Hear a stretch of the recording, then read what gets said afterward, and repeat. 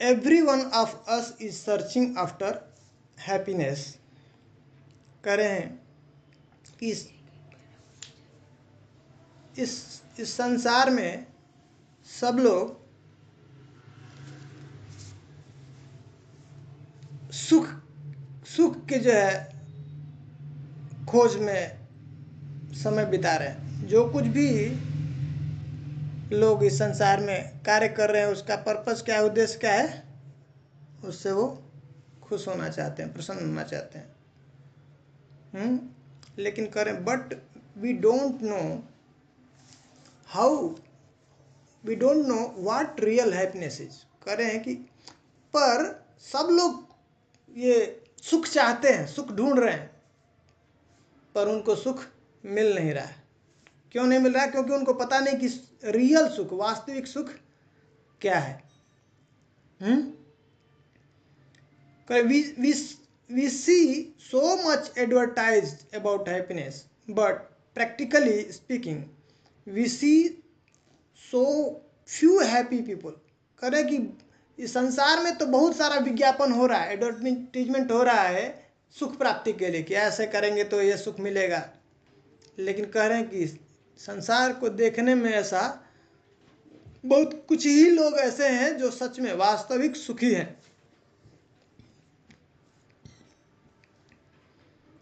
करें this is because so few people know that the platform of real happiness is beyond temporary things। कह रहे कि ऐसा इसलिए देखा जाता है, ऐसा इसलिए होता है क्योंकि कुछ ही लोग ऐसे हैं संसार में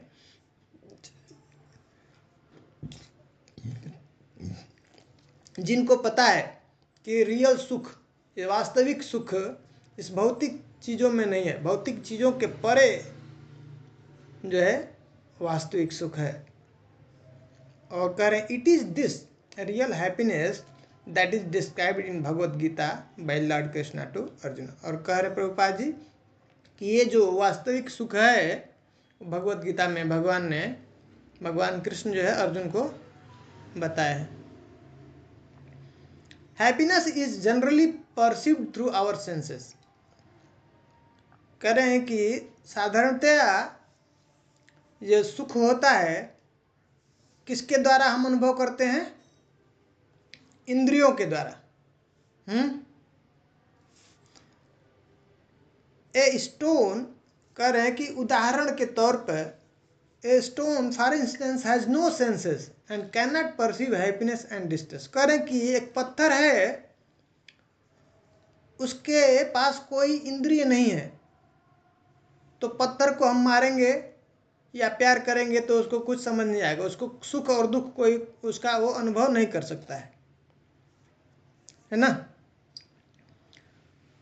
developed consciousness can perceive happiness and distress more intensely than undeveloped consciousness. यहाँ पे मैं थोड़ा रुक करके इसको समझाना चाहता हूँ, थोड़ा ये इम्पॉर्टेंट है पॉइंट, इसको आप लोग थोड़ा सा अच्छे से समझने का प्रयास कीजिए। अब भगवान बता रहे हैं दो चीज़ों के बारे में बता रहे हैं, बहुत ही इंपॉर्टेंट कॉन्सेप्ट बता रहे हैं, बहुत साइंस है इसके अंदर, बहुत बड़ा साइंस है। दो चीज़ों के बारे में बता रहे हैं कि एक जड़ के बारे में बात कर रहे हैं और चेतन के बारे में। यहाँ पे डायरेक्ट बात कर दी है कि डेवलप्ड कॉन्शसनेस, जिसके अंदर विकसित चेतना है, कैन परसीव हैप्पीनेस, जिसके अंदर चेतना विकसित है वही क्या कर रहा है, जिसके अंदर ज्यादा विकसित चेतना है वो can perceive happiness and distress more intensely than undeveloped consciousness. जिसके अंदर विकसित चेतना नहीं हुई है उससे ज्यादा तीव्रता से, कहीं ज्यादा जो सुख और दुख का अनुभव कौन करता है? जिसके अंदर चेतना ज्यादा विकसित है। ठीक है, तो ये पॉइंट हम लोग थोड़ा सा टाइम लेते हैं समझने के लिए, ये समझ में आ जाएगा तो आगे का हम लोग जो समझेंगे, जो बता रहे हैं प्रभुपाद जी, बहुत इजी होगा उसको हम लोगों को समझने के लिए। तो पहला दो चीज है इस संसार में, दो चीज है, एक जड़ है और एक चेतन है। उसी तरह से हमारे शरीर में भी दो चीज से बना हुआ हमारा शरीर, क्या है? एक शरीर जो है क्या है, वो जड़ है और उसके अंदर एक कोई चेतन पार्ट है ना। तो चेतन में और जड़ में डिफरेंस क्या है? यही डिफरेंशिएट करता है डेड मैटर और लिविंग, हाँ, जीव और जो है निर्जीव के अंदर। जिसके अंदर चेतना आ गई वो, उसके अंदर जान आ गया, वो जीव है, हाँ। और जिसके अंदर वो चेतना नहीं है वो क्या है, वो निर्जीव है। कहते हैं ना, एक व्यक्ति शरीर वैसे ही है, अगर उसमें से चेतना निकल गया, वो आत्मा निकल गई तो क्या हो गया, वो डेड हो गया, निर्जीव हो गया। तो अब ये कह रहे हैं कि डेवलप्ड कॉन्शियसनेस, जिसके अंदर विकसित चेतना है। तो अब पहले चेतना को ठीक से समझ लेते हैं। चेतना जो है डिफरेंशिएट करती है, दो भागों में विभाजित करती है। किसके अंदर? जड़ है और कौन? चेतन है। चेतना के हिसाब से चेतना क्या है? जीव का जो आत्मा है, आत्मा का जो सिम्टम है। आत्मा कैसे पता चलता है कि कोई व्यक्ति जीवित है? जब उसके अंदर चेतना है, हाँ, चेतना अगर रहती है, चेतना है क्या? वो आत्मा का प्रकाश है। आत्मा जो है, आत्मा के पास में, आत्मा जो है उसके अंदर सच्चित आनंद है। जैसे भगवान के शरीर से क्या आता है, ज्योति निकलती रहती है, वैसे जीवात्मा क्या है, भगवान का अंश है। ममायु अंश जीवलोके जीवभूत सनातन, कह रहे हैं ना। जीवात्मा भी भगवान का अंश है, तो उसके शरीर से भी क्या कर रही है, प्रकाश निकलता रहता है हमेशा। तो वो जो आत्मा से जो प्रकाश निकल रहा है उसी को क्या कहते हैं? चेतना कहते हैं। अब ये चेतना जितना जिसका शुद्ध होता है, जितना प्रकाश ये दूर तक जाता है, जो आत्मा से जो प्रकाश निकल रही है जितना दूरी तक जाता है, वो उसको बोलते हैं कि उसका चेतना ज्यादा विकसित हुआ है। और जितना जिसका उसका कवरिंग हो चुका है, ढक चुका है, जिसके ऊपर गंदगी हो चुकी है ज्यादा, उसका प्रकाश थोड़ा भी आगे नहीं जा रहा है, तो उसको क्या कहते हैं? उसकी चेतना विकसित नहीं है, ढकी हुई है। तो जिसकी चेतना जहां तक जिसका प्रकाश जा रहा है, तो बोलते हैं कोई पार्ट को शून्य कर देते हैं, तो वहां तक उसकी चेतना नहीं जा रही। जहां तक ये प्रकाश के द्वारा ही, चेतना के द्वारा हमारे बॉडी में ये सब जगह पे चेतना फैली हुई, जिसके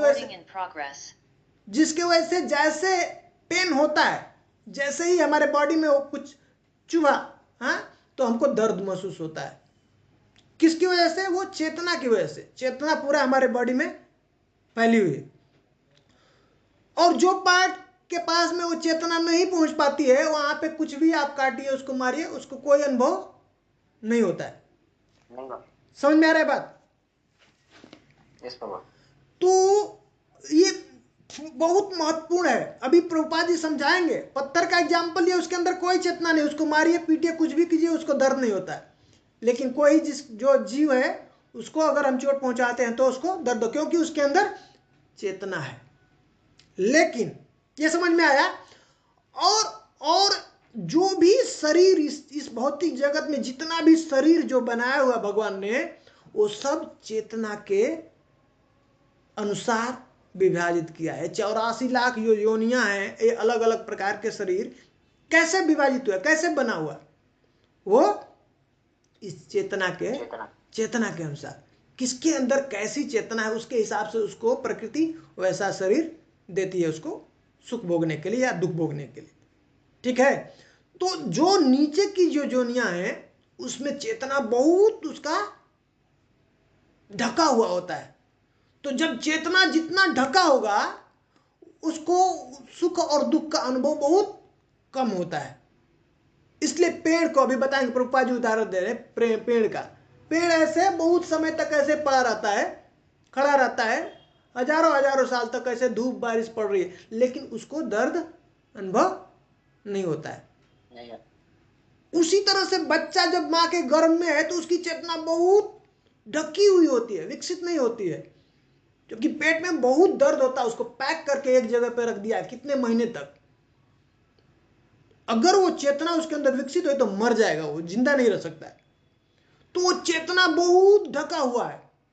तो और सब योनियों में, ये पद्म पुराण में बता रहे हैं, ऐसे अलग अलग प्रकार के जो है 84 लाख योनियों को डिवाइड किया है। हाँ, जलज 9 लक्षानी, स्थावर लक्षानी विंशति, हाँ, कृमि रुद्र संख्यो पक्षी नाम 10 लक्षणम त्रिंशम लक्षानी पशव चतुर्लक्षानी मानव। कह रहे हैं कि ये 4 लाख जो है मनुष्य है। जलज 9 लक्षानी जो है जलचर, जल में चलने वाले 9 लाख।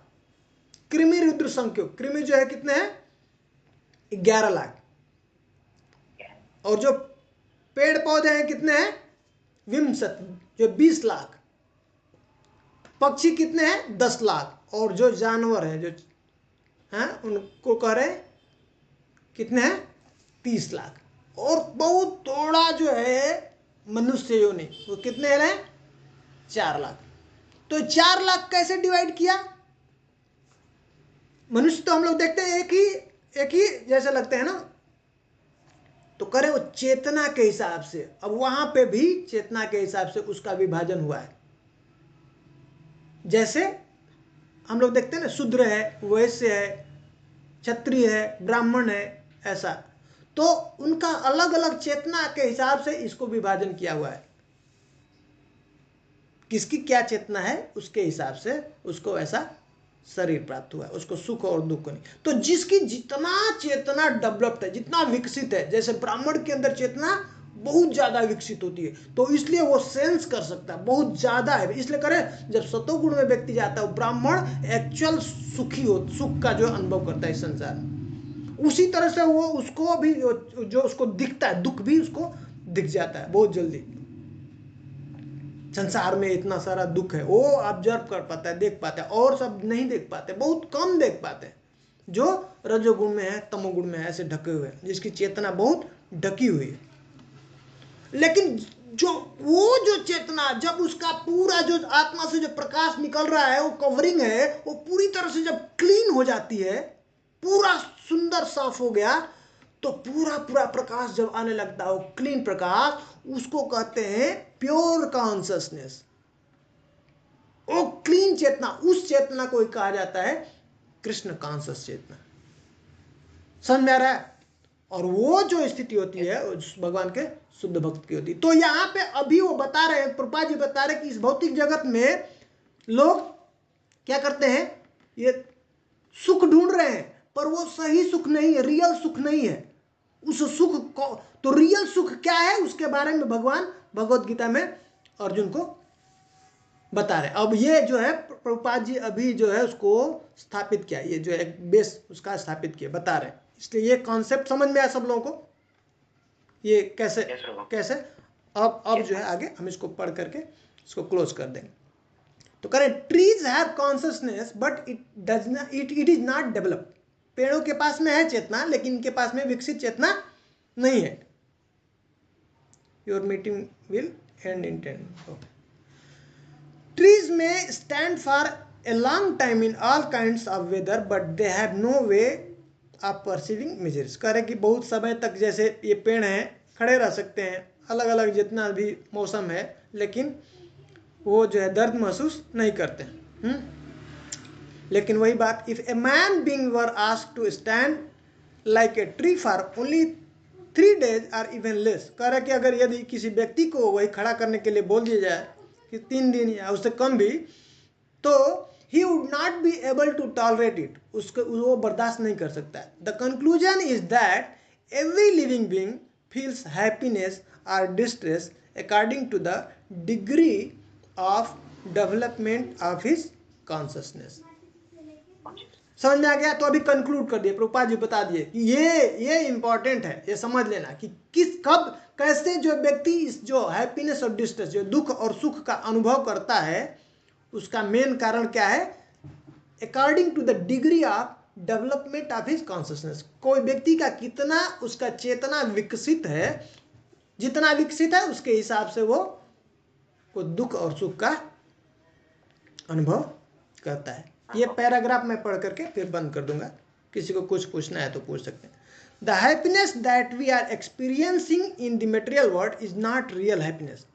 अब बता रहे हैं कि जो हम संसार में सुख अनुभव कर रहे हैं भौतिक जगत में, वो एक्चुअल में सही में वास्तविक सुख नहीं है।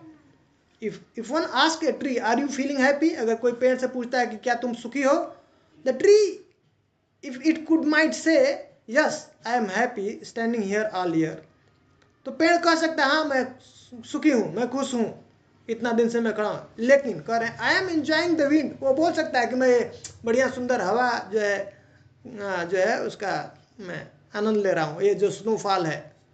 But this may be enjoyed by the tree, ये ऐसा ट्री जो पेड़ है वो ऐसा सुखी अनुभव कर सकता है, but for the human being it is a very low standard of enjoyment. पर जो व्यक्ति है, जो मनुष्य है, उसके लिए बहुत सुख की बात नहीं है।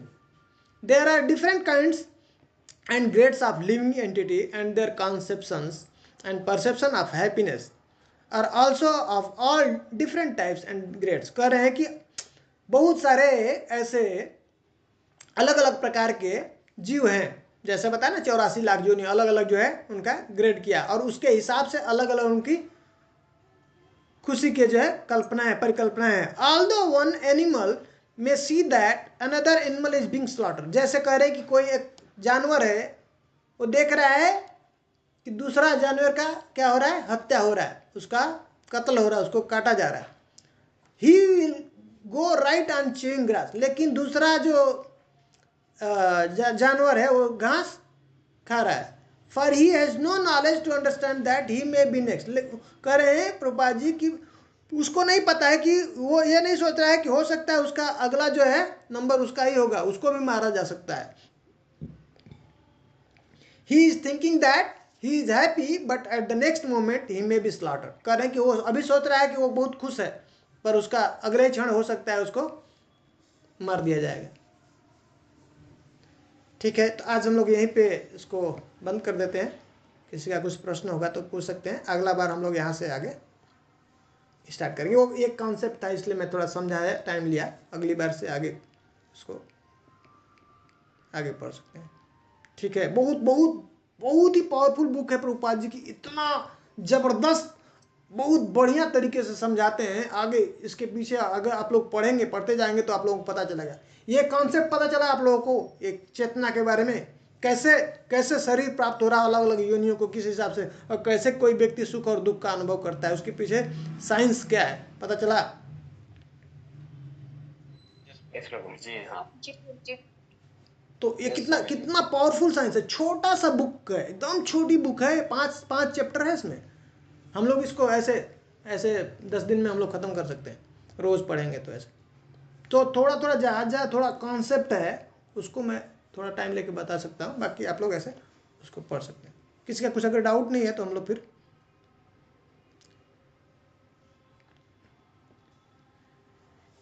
जो लोग अमीर होते हैं उनकी चेतना कम होती होगी क्या? नहीं, ऐसा नहीं, हम लोग इसको डिटेल्स में समझेंगे क्या कुछ।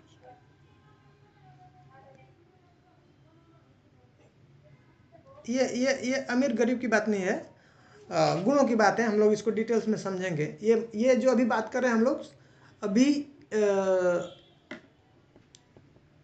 अमीर गरीब, ये जो भी हैप्पीनेस सुख और दुख है ना, ये कॉन्शस के लेवल, चेतना के लेवल पे है। चेतना कितना किसका विकसित है ना, उसके हिसाब से उसको परसीव करता है। ये तो शरीर का पार्ट है, उस जो धन का उससे कुछ चेतना से लेना देना नहीं। जो अमीर गरीबी है ना उससे उसका कुछ लेना देना, ये जो खुशी और जो है दुखी, ये पैसा का उसमें कोई लेन देन नहीं। बहुत किसी के पास में पैसा है और वो दुखी रह सकता है, और जिसके पास कम पैसा है वो फिर भी वो संतुष्ट रह सकता है और सुखी रह सकता है।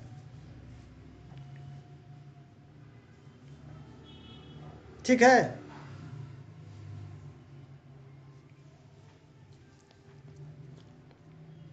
प्रभु मेरा एक प्रश्न है प्रभु। हाँ बोले प्रभु।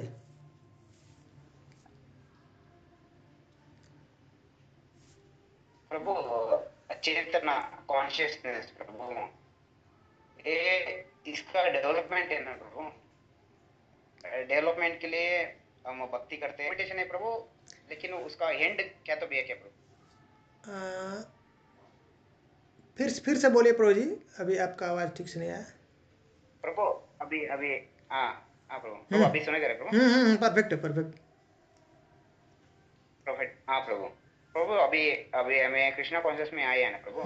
अभी कॉन्शियसनेस बढ़ने के लिए हम डेली भक्ति कर रहे हैं, कॉन्शियसनेस और उसके हिसाब से बढ़ रहे हैं प्रभु। अभी वो बढ़ता ही जाएगा, लेकिन उसका क्या तो भी एंड है प्रभु, या एंड ही नहीं है प्रभु consciousness? अभी देखिए कॉन्शियस नहीं बढ़ा रहे हैं। देखिए आत्मा हमेशा शुद्ध है क्योंकि वो भगवान का अंश है, भगवान परम पवित्र है, पर हमेशा शुद्ध है। वैसे आत्मा भी, उनका जो जीव है वो भी पवित्र है, वैसे प्योर है, शुद्ध है।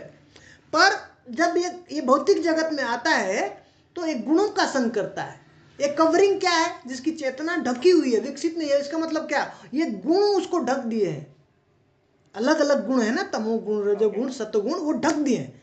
तो अब हम लोग जो ये भजन करते हैं, हरिनाम कर रहे हैं और ये सब जो आचरण कर रहे हैं, प्रैक्टिस कर रहे हैं, उससे वो जो कवरिंग है उसको हटाना है। इसलिए अभी आगे बताएंगे, अभी हम लोग आगे पढ़ेंगे ना, तो आपका ये डाउट क्लियर होगा उसमें, वो कैसे कैसे उसको चेतना को हटाना है। उस चेतना पे आना है जब हम परम सुख, जो रियल सुख है, उसको हम लोग कैसे अनुभव करेंगे वो बताएंगे। अभी जो संसार में सुख हम जो सोच रहे हैं वो सच में सुख नहीं है, इसलिए कोई व्यक्ति सुखी नहीं हो, समझ आ रहा है।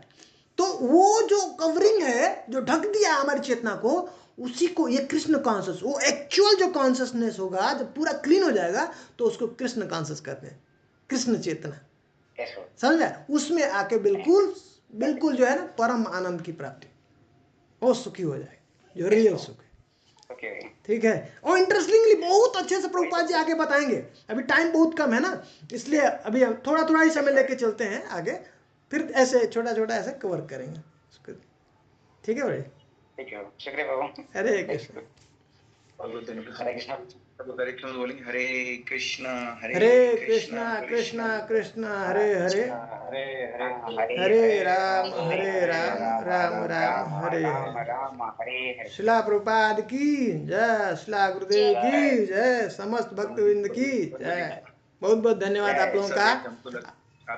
आपकी उत्साह देख हमको लगता है कि हमारी उत्साह सब लोगों को, आपके उत्साह सब आप लोग के ऊपर ही है। सब लोग, आप लोग मिल करके सबको बोलिए जुड़ने के लिए हम लोग, और सब लोग ऐसे आगे हम लोग सबके साथ में पढ़ सकते हैं ऐसे।